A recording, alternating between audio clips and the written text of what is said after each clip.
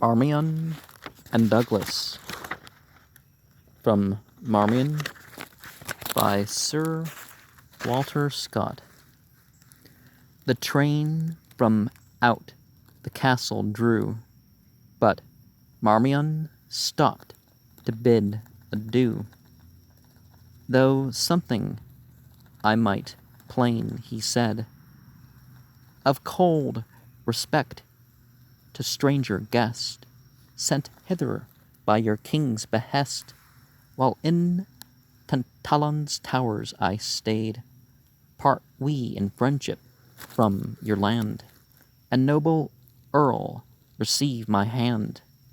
But Douglas round him drew his cloak, folded his arms, and thus he spoke, my manors, halls, and bowers shall still be open at my sovereign's will, to each one whom he lists, however, unmeet to be the owner's peer.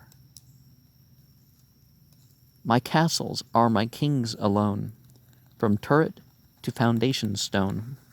The hand of Douglas is his own, and never shall in friendly grasp the hand of such as Marmion clasp.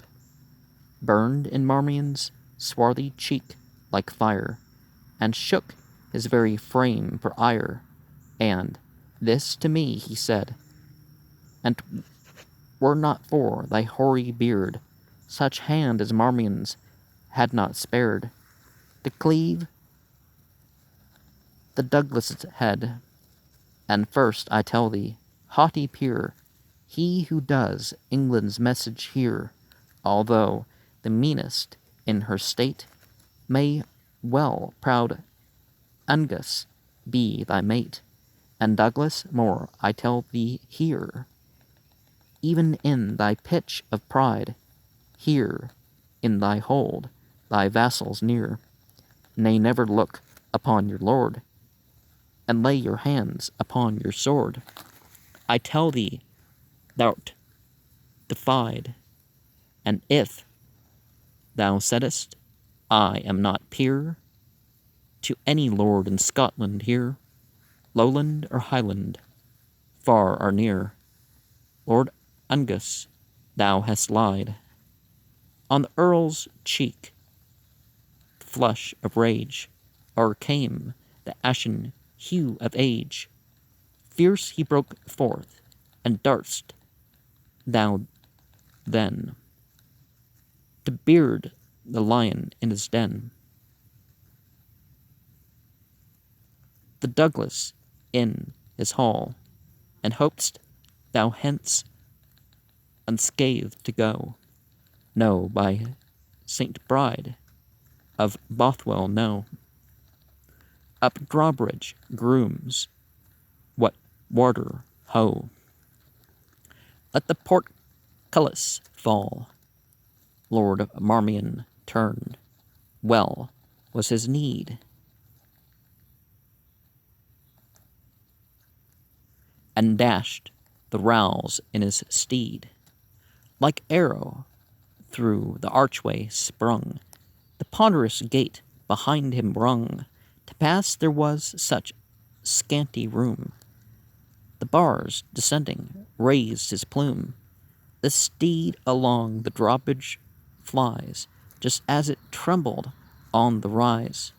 Not lighter does the swallow skim along the smooth lake's level brim.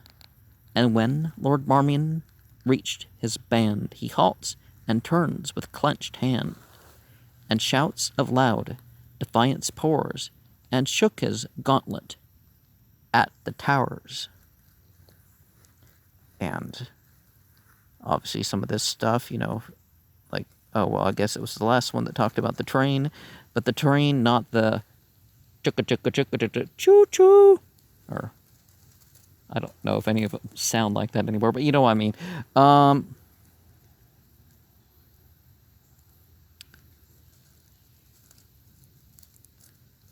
But, yeah.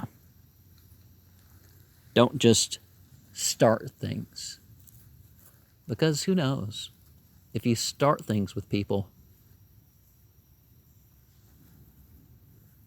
even if just in that fight, they're better than you at those things. I mean, be that even speech, not just physical combat.